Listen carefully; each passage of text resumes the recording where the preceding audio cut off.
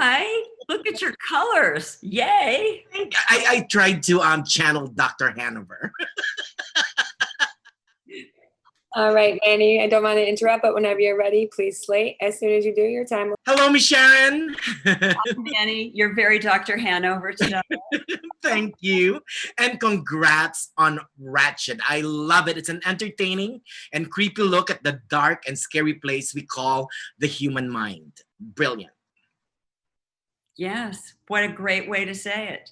Oh. It is, because we have the noir genre set in the Technicolor way, which is so cool and so moving us forward in our own mind about how can we move forward. What if we looked at it from another perspective? What if we didn't make it look like that and we made it look like this? I love it. So, Miss Sharon, what made you want to join the cast of Ratchet and work with Ryan Murphy for the first time, right? Yes. Well, because you don't get offered parts of this kind of depth and breadth very often. You don't get to work with someone who knows what to do with all of that very often. And then you don't get to work with this kind of group of actresses.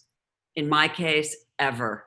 Yeah, that is a great answer. Now, let's talk about your character. You seem to be having so much fun as the heiress Lenore Osgood. Whose motivation is really a mother's love, right? Well, I think it's a mother's love, but moreover, I think it's a mother's love turned wrong, where she's too much absorbing of the kid's issue and not keeping a maternal perspective where she's guiding him to correctness. She's getting involved in his own insanity and trying to please him now that he's destroyed his own life. She's trying to figure out a way to appease him and please him because he's such a bully. And I think that that's tearing her apart. And you know what, as I was watching the series, I noticed there's a bunch of female directors here. There's Jennifer Yu and Jennifer Lynch, to name a few. Some female cinematographers. I mean, it's quite exciting. It's very exciting to go to work like that. Aww. Let me say, after all these years where it was, me and men, to go to work and it's men and women. Yeah. And I think everybody's still working out how that's supposed to be. Everybody's very careful right now. I think we'll get back to this period where we all go back to telling jokes and being kooky again. But everybody's being very careful right now because when it was 300 men and 1 or 2 women, it wasn't a particularly healthy environment. Right. Well, it's kind of nice too, but this is a female-centric series, and it's nice to have women on board, and I love that. Also, Michelle, I'm going to ask a little bit of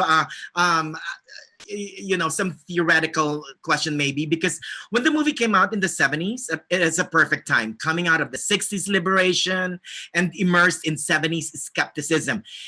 In that context, how does Ratched fit in? Well, what's so intriguing about putting it in this era is that Sarah is faced with the Ratchet that you know and love, and going back to create her prequel, which is very interesting because no one starts out this tough, rigid character in The Asylum Nurse that Louise Fletcher played to such perfection.